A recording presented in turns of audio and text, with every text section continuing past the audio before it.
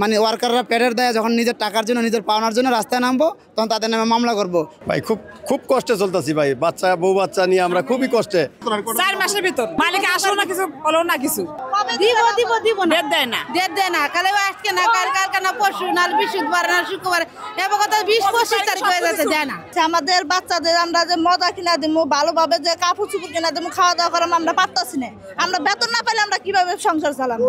হ্যাঁ, আমরা বেতন পাই না, বোনাস পাই না, আমাদের কোনো মালিক আমাকে কাছে আসে না। মালিক আছে 6 মাস ধরে পলাই রয়েছে। আমরা 4 মাস বেতন পাবো, 2024 সালের 2 মাস আর এই 2025 সালের 2 মাস।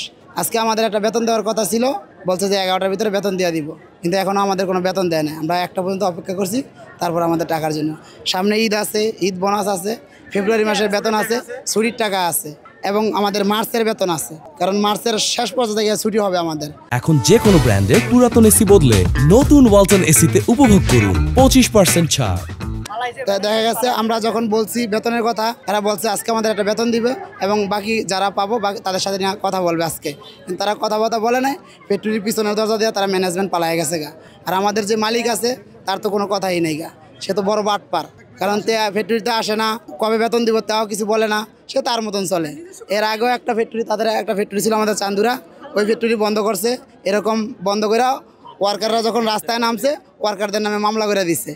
মানে ওয়ার্কাররা পেটের দেয় যখন নিজের টাকার জন্য নিজের পাওনার জন্য রাস্তায় নামবো তখন তাদের নামে মামলা করব, বিভিন্ন লোক দিয়ে হয়রানি করবো। ভাই খুব খুব কষ্টে চলতেছি ভাই, বাচ্চা বউ বাচ্চা নিয়ে আমরা খুবই কষ্টে।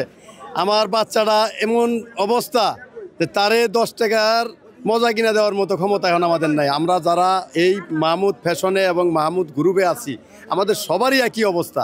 আমাদের 4 মাসের স্যালারি আটকায় রাখছে। প্রত্যেকটা ভাই বোনেরা আমরা সবাই খুব অশান্তিতে আছি। ঘর ভাড়ার জন্য বাড়িওয়ালারা আমাদের খুব অত্যাচার করতেছে।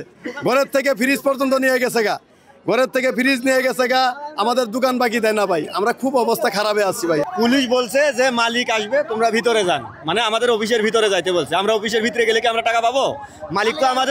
মালিক তো আসতেইছে না। ও যে আসি বলবে যে আমরা 1 সপ্তাহ পরে দিব বা 7 দিন পরে দিব, এরকম কোনো কথাবার্তা নাই। ও বলতেছে শনিবারে আয়া মানে আমাদের সাথে বসবে, আজকে আসি বসতে পারবে না।